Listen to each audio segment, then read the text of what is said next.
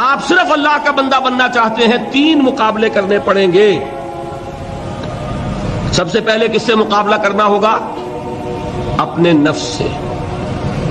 وہ جو کل شعر سنایا تھا کہ مسجد تو بنا دی شب بھر میں ایمان کی حرارت والوں نے، من اپنا پرانا پاپی ہے برسوں میں نمازی بن نہ سکا۔ کوئی شخص رشوت پیش کر رہا ہے، حرام شے ہے، نفس کیا کہتا ہے؟ لے لو، کہتا ہے کہ نہیں؟ اور بڑی پٹیاں پڑھاتا ہے کہ یہ سارا تقویٰ کا حیضہ تمہیں ہو گیا ہے، فلاں حاجی ہے، فلاں وہ ہے، وہ بھی لیتا ہے، اور فلاں ضرورت رکی پڑی ہے، بچے کی فیس نہیں گئی ہے، بیوی کو اتنا عرصہ ہو گیا ساڑی کی فرمائش کرتے ہوئے ساڑی نہیں خریدی گئی ہے، یہ ساری پٹی پڑھائے گا نفس کے نہیں۔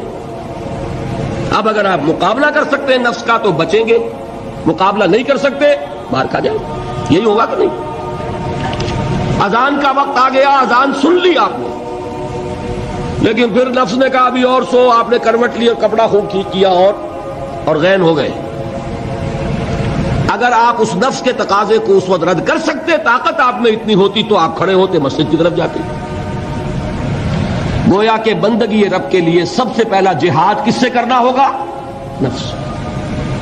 اچھا، نفس اکیلا نہیں ہے، اس کے پیچھے ایک بہت بڑا بدماش ہے، وہ شیطان لعین، وہ اسے اکساتا رہتا ہے، پھونکے مارتا ہے، الذی یوسوس فی صدور الناس، اشتعال پیدا کرتا ہے، پٹیاں پڑھاتا ہے، برائی کو مزین کرتا ہے، بے حیائی کو فیشن کا نام دیتا ہے، ناچ گانے کو وہ کلچر کا نام دیتا ہے، یہ سارا کچھ کر رہا ہے۔ تو اگر شیطان سے مقابلہ نہیں کر سکیں گے تو اللہ کی بندگی کر سکیں گے؟ تیسری چیز، معاشرہ بگڑا ہوا ہے، بگڑے ہوئے معاشرے کا ایک دباؤ ہے آپ پر، یہ بالکل ایسے جیسے ایک ہجوم ایک طرف جا رہا ہو تو ادھر جانا آسان اور مقابلے میں جانا بہت مشکل، زور لگانا پڑے گا نا۔ تو معاشرے کا رخ کچھ اور ہے، آپ کا رخ کچھ اور ہے، معاشرہ نہ خدا کو جانے نہ رسول کو جانے، آپ چاہتے ہیں اللہ اور اس کے رسول کے حکم پہ چلنا، کشمکش کرنی پڑے گی کہ نہیں؟ بہت پیارے ہیں وہ مصرے، زمانہ بات و نہ سازت تو با زمانہ ستیز، زمانہ تمہارے ساتھ اگر موافقت نہیں کر رہا، زمانے سے جنگ کرو۔ اور بے غیرت اور بے حمیت اور بودے اور بزدل اور کچے لوگوں کا اصول کیا ہے؟ زمانہ بات و نہ سازت تو با زمانہ بے ساز، زمانہ تمہارے ساتھ موافقت نہیں کرتا، بھائی تم زمانے کے رنگ میں رنگے جاؤ۔ آسان راستہ کون سا ہے؟ زمانہ تمہارے رنگ میں نہیں آتا، تم اس کے مطابق ڈھل جاؤ، کوئی تکلیف ہوگی؟ اور زمانہ تمہارے ساتھ اگر موافقت نہیں کر رہا، تم زمانے سے لڑو، تکلیف آئے گی کہ نہیں؟ 3 جہاد کرنے پڑیں گے تو انسان اللہ کا بندہ بن سکے گا۔ بات سمجھ میں آئی؟ اسی لیے جب پوچھا گیا حضور سے ای الجہاد افضل یا رسول اللہ، اے اللہ کے رسول سب سے افضل جہاد کون سا ہے؟ آپ نے فرمایا ان تجاہد نفسک فی طاعت اللہ، سب سے افضل جہاد یہ کہ اپنے نفس سے جہاد کرو، کشمکش کرو، مقابلہ کرو، تاکہ اسے اللہ کا مطیع بناؤ۔ یہ جہاد ہے افضل الجہاد۔ پہلے میں نے کہا تھا پہلی منزل سب سے اہم، تو جو پہلی منزل کا جہاد ہے وہ افضل الجہاد، بالکل 2 اور 2 4 کی طرح کی بات ہے۔ اور اسی کو کہا گیا جہاد اکبر۔ جب آپ غزوہ تبوک سے واپس آئے ہیں، آپ نے فرمایا مسلمانوں یہ نہ سمجھنا جہاد ختم ہو گیا، رجعنا من الجہاد الاصغر الى الجہاد الاکبر، وہ تو چھوٹا جہاد تھا جو ہم کرنے گئے تھے کافروں کے خلاف، یہ بڑا جہاد ہے جو مدینے میں رہ کر ہوگا، ہر آن ہوگا، وہ تو کبھی ہوتا ہے کبھی نہیں ہوتا، یہ ہر وقت ہوتا ہے، ہر صبح ہوتا ہے، ہر رات ہوتا ہے، ہر شام ہوتا ہے، ہر لحظہ ہوتا ہے، ہر وقت کشمکش ہے خیر و شر کی، حلال اور حرام کی، صحیح اور غلط کی، زمانے کی روش اور دین کا تقاضا ٹکرا رہے ہیں۔ آپ اگر اس راستے پر پہلا قدم رکھیں ایک عزم کے ساتھ تو ہوش ٹھکانے آ جائیں گے، دن میں تارے نظر آئیں گے، 14 طبق روشن ہو جائیں گے کہ دین کا نام لینا آسان ہے، چلنا بہت مشکل ہے۔ چمی گویم مسلمانم بے لرزم کہ دانم مشکلات لا ادارہ۔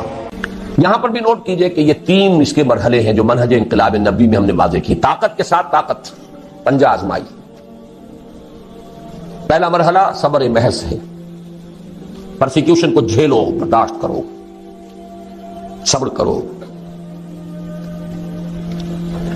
نغمہ ہے بلبل شوریرہ تیرا خام ابھی، اپنے سینے میں اسے اور ذرا تھام ابھی، منتظر رہو، وقت آئے گا ہاتھ کھول دیے جائیں گے. دوسرا مرحلہ ایکٹیو ریزسٹنس، آگے بڑھو، للکارو، چیلنج کرو، اقدام کرو. آخری مرحلہ پھر تصادم، جان دینے کے لیے میدان میں آ جاؤ. یہ قتال ہے. اسی لیے میں نے ایک مرتبہ تقریر کی تھی بھمبر میں، پہلی مرتبہ مجھے یاد ہے، میں نے یہ 9 منزلیں بیان کی تھی. 8 منزلیں جہاد ہیں، 9ویں منزل جا کر قتال بنتی ہے. پہلی منزل پر 3 جہاد تھے نا، نفس سے، شیطان سے، بگڑے ہوئے معاشرے سے. دوسری منزل پر دعوت و تبلیغ بالحکمہ بالموعظہ جدال احسن. تیسری منزل پر صبر محض، پیسو ریزسٹنس، اقدام، چیلنج، ایکٹیو ریزسٹنس. 8 منزلیں جہاد. اور 9ویں منزل ان اللہ یحب الذین یقاتلون فی سبیلہ صفا کانہم بنیان مرصوص. گویا جہاد کی پہلی منزل مجاہدہ مع النفس، اور آخری اور 9ویں منزل قتال فی سبیل اللہ. واضح رہے کہ اسی کا منفی پہلو ہجرت ہے. بہت اہم بحث شروع ہوگی. جیسے اسلام کا منفی پہلو اطاعت کا تقوی ہے، حکم مانو، حکم پر عمل کرو، اطاعت. نافرمانی سے بچو، بات تو ایک ہی ہوئی.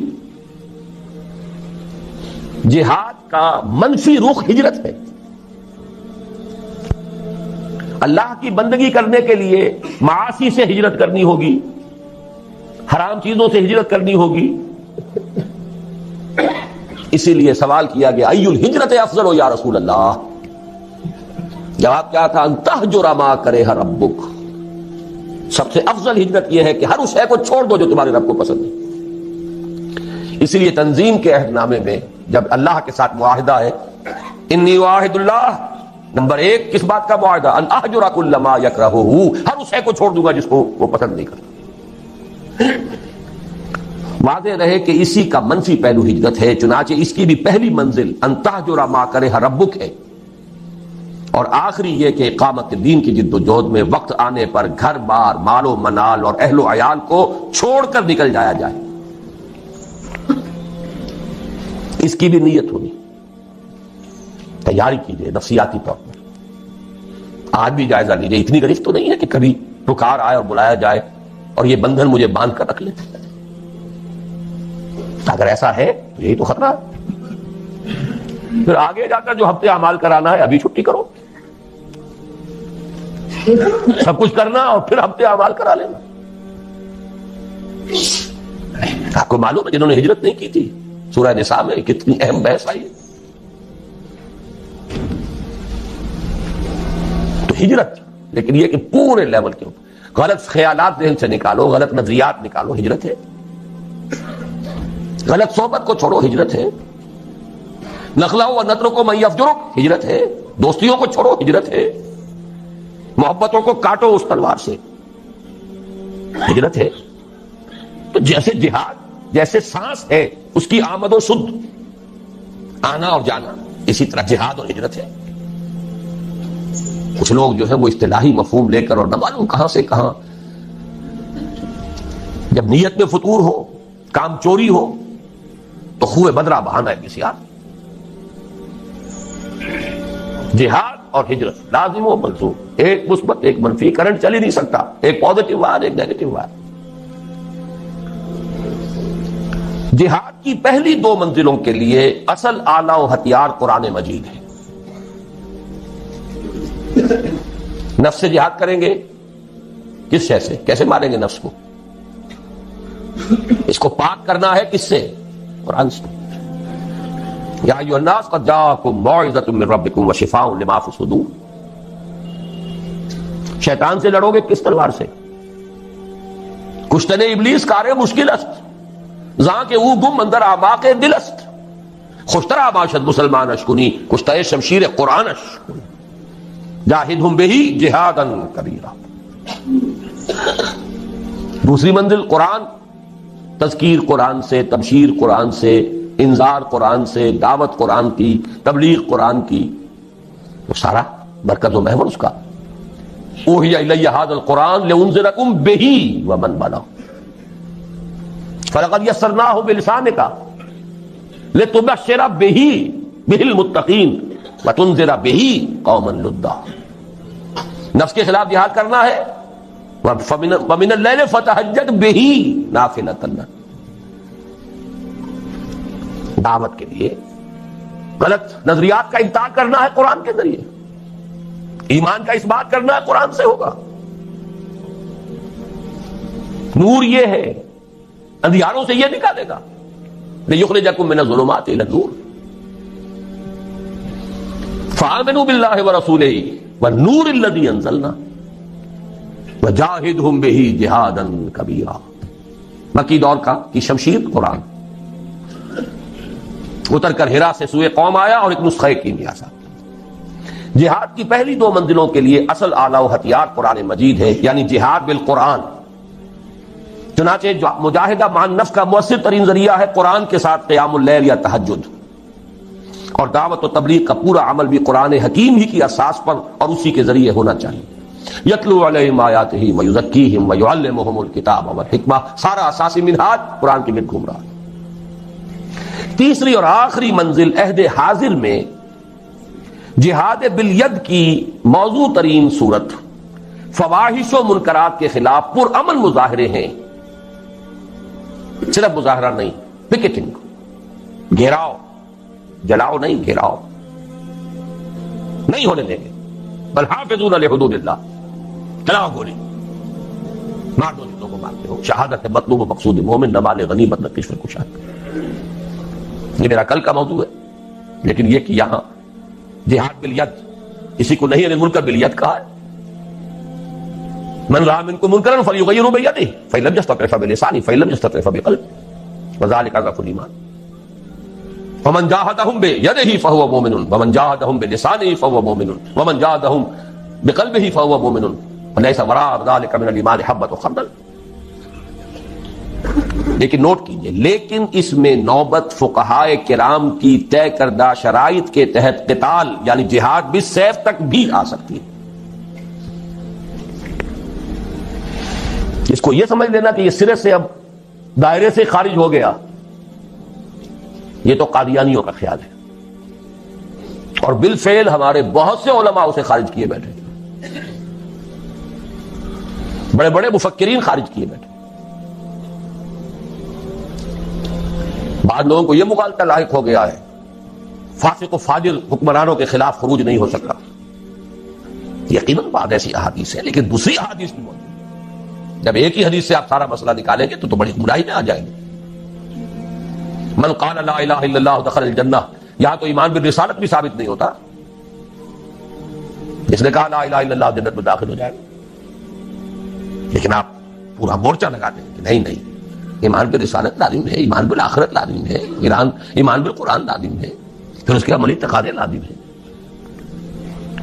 تو اس کو بھی اچھی طریقے سے سمجھ لیجئے. قتال اور فساق و فجار حکمرانوں کے خلاف طاقت کا استعمال، لیکن اس کی شرائط ہے. امام ابو حنیفہ جن کو میں سید الفقہاء سمجھتا ہوں، انہوں نے اس کے لیے واضح طور پر کہا کہ نہیں المنکر اگر زبان سے مؤثر نہیں ہو رہا تو فبالسیف، تلوار، لیکن اس کے لیے طاقت اتنی بہم پہنچ چکی ہو.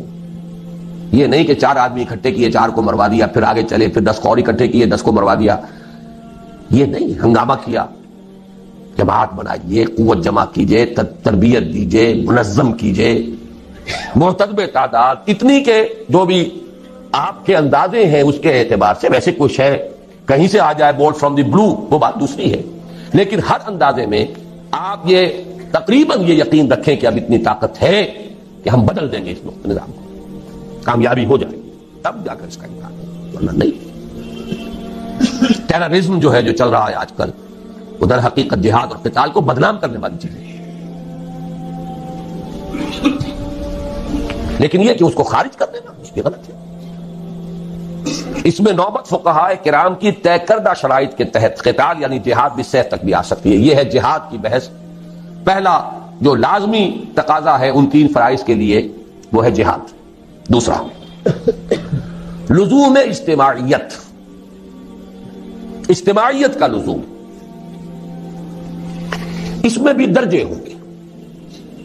کسی جگہ یہ مستحب ہوگا، کسی جگہ یہ مفید کہہ لیجئے، ممد کہہ لیجئے، کسی جگہ لازم ہوگا. ہر وقت ہر حال میں لازم نہیں. فریضہ اول کے ضمن میں صرف صحبت صالح، کونوا مع الصادقین. اللہ کا بندہ بننا ہے آپ کو، نفس سے جہاد کرنا ہے، شیطان سے کرنا ہے، معاشرے سے کرنا ہے. تو ایسے لوگوں کی معیت تلاش کریں، ایسوں کا قرب، ایسوں کی صحبت جو یہی کام کر رہے ہوں، یہی کرنا چاہتے ہوں. اس سے تقویت پہنچے گی آپ کو. مرید کسے کہتے ہیں؟ ارادہ کرنے والا. آپ نے ارادہ کیا ہے اور بھی ہے، اس نے بھی ارادہ کر لیا ہے، یہ مرید جمع ہو. اس سے یقیناً تقویت حاصل ہوگی. لیکن عقلاً محض اس کام کے لیے جماعت، میں جماعت کا ایک مفہوم خاص بول رہا ہوں، جماعت ڈسپلنڈ سموتات والی جماعت، اس کام کے لیے ضرورت نہیں.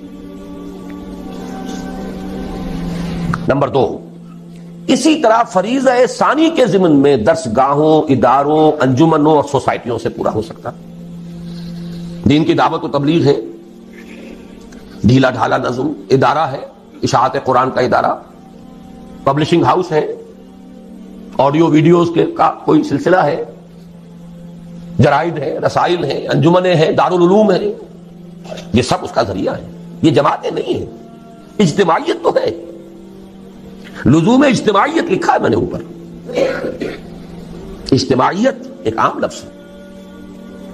یہ لوز آرگنائزیشنز، ایسوسیشنز، انجمنیں، ان میں وہ سموتات، ڈسپلن یہ نہیں. ٹھیک ہے، ایک دستور ہے، قانون ہے، اس کے مطابق آپ نے تقسیم کار کر لیے. کوئی صدر ہے، کوئی سیکریٹری ہے، جس کی ٹانگ گھسیٹنی ہو گھسیٹ لیجئے، نو کانفیڈنس لے آئیے اس کے خلاف. جس کو آپ برقرار رکھنا چاہیں رکھیں، جو بھی رکھیں. آپ کا دارالعلوم ہے، اس کا کوئی محتمم ہے، بہرحال ایک نظم تو وہاں ہوگا. لیکن یہ کہ وہ جماعت کا سلسلہ نہیں. لیکن اب ہے اصل شے، فریضہ ثالث کے ضمن میں سم و طاعت فی المعروف کے ٹھیٹھ اسلامی اور عسکری اصول پر مبنی جماعت کے بغیر پورا نہیں. کوئی احمق ہوگا جو سمجھے کہ یہ کام ہو سکتا ہے بغیر اس کے. ٹھیٹھ اسلامی اور عسکری ملٹری ڈسپلن. وہاں آپ کو یہ اختیار نہیں ہے، حق حاصل نہیں ہے کہ آپ اپنے سپیریئر سے یہ پوچھیں کہ یہ حکم آپ کیوں دے رہے ہیں، مجھے کیا حکمت ہے. There's not to reason why, there's but to do and die. عسکری اور ٹھیٹھ اسلامی سموتات، فاسمعوا واطیعوا. اللہ کی سموتات مطلق، رسول کی سموتات مطلق، الا یہ کہ وہ خود کہہ دیں کہ یہ صرف میرا مشورہ ہے، حکم نہیں ہے. جیسے حضرت بریرہ نے پوچھ لیا تھا. حضرت مغیث ایک غلام تھے، حضرت بریرہ ایک کنیز تھیں، ان کے ساتھ نکاح تھا. حضرت عائشہ کی کنیز تھی حضرت بریرہ. حضرت عائشہ نے انہیں آزاد کر دیا. اب ان کا سٹیٹس ہو گیا اونچا، وہ غلام کے غلام تھے. یہ ایک خیار حاصل ہوتا ہے، اختیار، چوائس. کنیز پہلے جس کے نکاح میں تھی، کنیز ہونے کی حیثیت سے کسی غلام کے، اب جب وہ حرہ ہو گئی، آزاد ہو گئی، تو شی ہیڈ این آپشن. وہ چاہے تو اب اس کے نکاح میں رہے، چاہے تو نہ رہے. کفر نہیں رہا نا اب وہ. تو حضرت بریرہ نے کہا میں تو اب اس کے نکاح میں نہیں رہوں گی مغیث کے. انہیں بہت محبت تھی. انہوں نے پہلے خود خوشامد کی، نہیں مانی. پھر سفارش کروائی. سفارش بھی کس کی؟ محمد رسول اللہ صلی اللہ علیہ وسلم کہ حضور اس سے کہیے. حضور نے فرمایا بریرہ کیا حرج ہے اگر تم مغیث کے گھر میں رہو. پورا فوراً سوال کیا، حضور آپ کا حکم ہے یا مشورہ؟ فرمایا نہیں، حکم نہیں ہے، مشورہ ہے، تو میرے لیے قابل قبول نہیں ہے. حکم کو نہیں ٹالا. ما كان لمؤمن ولا مؤمنة اذا قضى الله ورسوله امرا ان يكون لهم الخيرة فيهم. مشورے کو آپ سوچ سکتے ہیں، ٹھیک ہے، چوائس ہے. ایک عورت جانتی ہے کہ بیوی کی حیثیت سے اسے کیا فرائض ادا کرنے ہیں. ذہناً قلباً جس کو وہ قبول نہ کر رہی ہو، اس کے ساتھ وہ حقوق جو ہیں وہ ادا کر سکے گی کہ نہیں کر سکے گی. شی نوز اٹ بیٹر. حکم نہیں دیا، لیکن حکم ہو تو سم و طاعت مطلق، نو ایکسیپشن. آگے چل کر حضور کے بعد اب ہے فی المعروف، صرف ایک اس کے اندر ایکسیپشن ہوگی، اگر اللہ اس کے رسول کے واضح احکام کے خلاف کوئی بات ہے تو نہیں مانیں گے. اس کی وضاحت میں بعد میں کروں گا کیونکہ مجھے آج ایک حدیث بھی ذرا آپ کو پڑھانی ہے. تو یہ لزوم اجتماعیت جو ہے، اس کا تقاضا فریضہ اول کے ضمن میں صرف صحبت صالح سے پورا ہو جاتا ہے، کونوا مع الصادقین. سیکنڈ لیول پر درس گاہوں، اداروں، انجمنوں اور سوسائٹیوں سے پورا ہو سکتا ہے. سم و طاعت والی جماعت ضروری نہیں، لیکن فریضہ ثالث کے ضمن میں سم و طاعت فی المعروف کے ٹھیک اسلامی اور عسکری اصول پر مبنی جماعت کے بغیر پورا نہیں ہو سکتا. یہی مراد ہے حضور کے ان الفاظ مبارکہ سے، آمرکم بخمس بالجماعت والسمع والطاعت والہجرت والجہاد فی سبیل اللہ. آپ یہ بھی کہہ سکتے ہیں میں نے پورا جو ہے یہ 2 گھنٹوں میں صرف اس حدیث کا درس دیا ہے آپ کو. جہاد اور ہجرت جڑے ہوئے بریکٹڈ، سم و طاعت جڑے ہوئے بریکٹڈ، جماعت پلس بریکٹ شروع، سم جمع طاعت بریکٹ بند، جمع بریکٹ شروع، بلکہ ضرب، یہاں جمع نہیں ضرب، بریکٹ شروع جہاد پلس ہجرت بریکٹ بند. اس حدیث کو یوں ذہن میں رکھیے. جماعت کون سی؟ سم و طاعت والی. یہ لازم و ملزوم ہے، بریکٹڈ ہے، سنو اور مانو. یہ کس لیے ہے؟ ضرب دینا ہے اس کو، وہ ہے ہجرت و جہاد. آمرکم بخمس بالجماعت والسمع والطاعت والہجرت والجہاد فی سبیل اللہ. تیسرا لزوم بیعت. تو نماز کے لیے وضو کے لیے پاک پانی. بیعت جو ہے، ایک تو ہے بیع، وہ تو اللہ سے ہوئی، جان و مال اس کے حوالے، جنت ہم کے امیدوار ہیں. ایک ہے بیعت کسی انسان کے ہاتھ پر. وہ انسان رسول بھی تھے تو انسان تھے، ان کے ساتھ بیعت سم و طاعت مطلقاً. اب آپ کے بعد جو انسان ہے غیر معصوم ہے، چاہے وہ ابو بکر ہو، ان کے ساتھ سم و طاعت فی المعروف. بالکل میتھمیٹیکل سمجھیے ان چیزوں کو. لیکن بیعت کے ضمن میں بھی ایک ہی طرح کا تقاضا نہیں ہے، تینوں لیولز پر کچھ فرق ہو جائے. پہلے 2 فرائض کے ضمن میں بیعت سلوک و ارشاد کی صورت میں کفایت کرتی ہے، لیکن یہ جو بیعت ہمارے ہاں چل رہی ہے، سلوک اور ارشاد کی بیعت، بہت اچھی بات ہے کہ اس کے لیے بھی لفظ بیعت استعمال ہوا، تاکہ معلوم ہو کہ یہ ہمارے دین کا ایک مستقل اس کی اصطلاح ہے، اس کا ایک فکر ہے. اور وہ بیعت عقبہ اولا کے ساتھ میں سمجھتا ہوں کہ اس کا ربط اور تعلق ہے. بیعت ارشاد، پہلی بیعت حضور نے یہی لی تھی، شرک نہیں کریں گے، چوری نہیں کریں گے، زنا نہیں کریں گے، تہمت نہیں لگائیں گے وغیرہ. اور جس نیک بات کا آپ حکم دیں گے وہاں معروف تھا. یہ پہلا درجہ تھا اس بیعت کا. بھی آج وہ بیعت ادرو قرآن صرف بیعت النساء ہے. یہ سلوک کی بیعت زنانہ بیعت ہے، یہ مردانہ بیعت نہیں ہے، زنانہ بیعت. نوٹ کر لیجئے اس کو. قرآن حکیم نے وہی الفاظ دیے، حالانکہ سورہ ممتحنہ سن 6-7 میں نازل ہو رہی ہے. بیعت عقبہ اولا سن 10 میں، سن 10 نبوی، ہجرت سے 1.5-2 سال قبل لی جا رہی ہے. ایک فصل ہے 8-9 برس کا، لیکن وہی الفاظ جو بیعت عقبہ اولا کے تھے وہی قرآن میں آئے. بیعت النساء، یہ زنانہ بیعت ہے، مردانہ بیعت نہیں ہے. مردانگی تو چاہیے، وہ میدان میں جب آنا ہے. مردانہ بیعت وہاں درکار ہے، وہ فرض خواتین پر نہیں. زنانہ بیعت لیکن ہے بیعت. اس کے بارے میں ہمارے ہاں وہ جو اہل حدیث مسلک کے لوگ ہیں وہ اس کی نفی کر دیتے، کوئی بیعت نہیں، اس کا کوئی اصول نہیں، کوئی اس کا ثبوت نہیں. غلط بات ہے. بیعت عقبہ اولا بیعت ہی یہی ہے، بیعت النساء بیعت ہی یہی ہے. بیعت ارشاد ہے، وہ بھی صحیح ہے، حق ہے، لیکن وہ بیعت جو مردوں سے مطلوب ہے وہ کچھ اور ہے.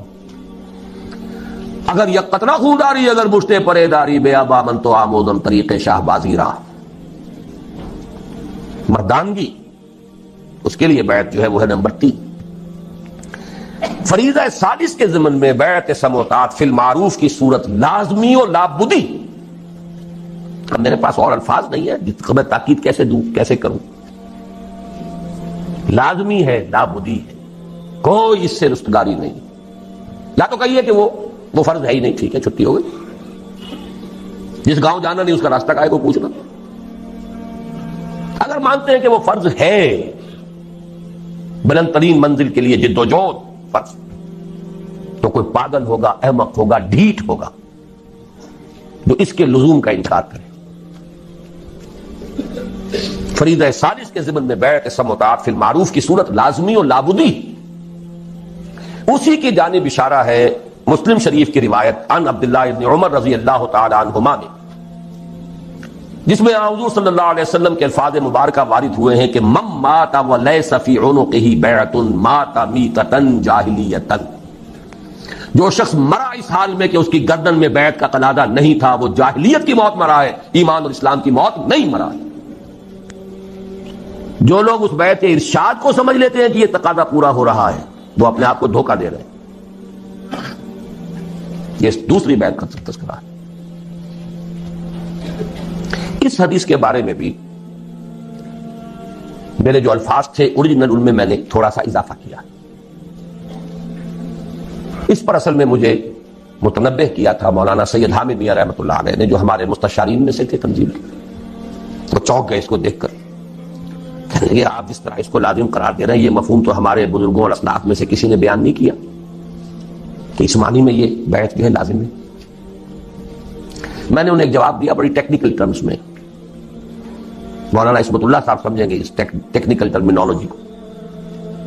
میں نے کہا مولانا پہلی بات تو یہ ہے کہ کسی شے کا عدم ذکر اس کے عدم وجود کو مستلزم نہیں ہے. کسی شے کا ذکر نہ کیا جائے تو اس کا مطلب یہ نہیں کہ وہ ہے نہیں. یہاں کتنے لوگ ہیں, میں کچھ لوگوں کا ذکر کرتا ہوں تو اس سے باقی لوگوں کی نفی تو نہیں ہو جائے گی. اگر اسلاف میں سے کچھ لوگوں نے اس کا ذکر نہیں کیا تو اس سے یہ لازم نہیں آتا کہ تھا ہی نہیں. اور مثال دی, اور میں بہت ہی اللہ کا شکر ادا کرتا ہوں کہ میرے علم میں وہ مثال آ گئی تھی, کیونکہ میرے استاد بھی تھے مولانا منتخب الحق قادری. انہوں نے بتایا کہ ان کے جو استاد تھے مولانا معید الدین اجمیری رحمۃ اللہ علیہ, ان کی جو لائبریری تھی اس کی ایک الماری ایسی تھی جس کی وہ چابی کسی کو نہیں دیتے تھے کبھی. اس کی کتابیں جھاڑنی ہوتی تھی تو خود ہی. ایک مرتبہ کہیں طبیعت ناساز تھی اور یہ ان کے بہت چہیتے شاگرد تھے, مجھے دے دی. اور وہ رہتے تھے قبرستان میں. قبرستان میں وہ جگہ بنائی بھی تھی, وہاں رہتے تھے. یہ بھی وہ کہتے تھے ہماری سمجھ میں نہیں آتا تھا, ان کے پاس اچھے بھلے گھر موجود ہیں اجمیر شہر کے اندر, وہاں کیوں نہیں رہتے. اور پھر یہ کہ وہاں پہ کچھ لوگ آتے رہتے تھے, ولایتی کہتے تھے پٹھان, اس وقت جو افغان پٹھان ولایتی آتے رہتے تھے. ایک دفعہ طبیعت ناساز تھی, انہوں نے فرمایا کہ تم ذرا میری الماری یہ صاف کر. تو میں نے دیکھا اس میں رجسٹر تھا جس میں ان لوگوں کے نام درج تھے جنہوں نے ان سے بیعت جہاد کی ہوئی تھی. اور یہ شاگرد چہیتے ترین شاگرد, انہیں پتا بھی نہیں. تو عدم ذکر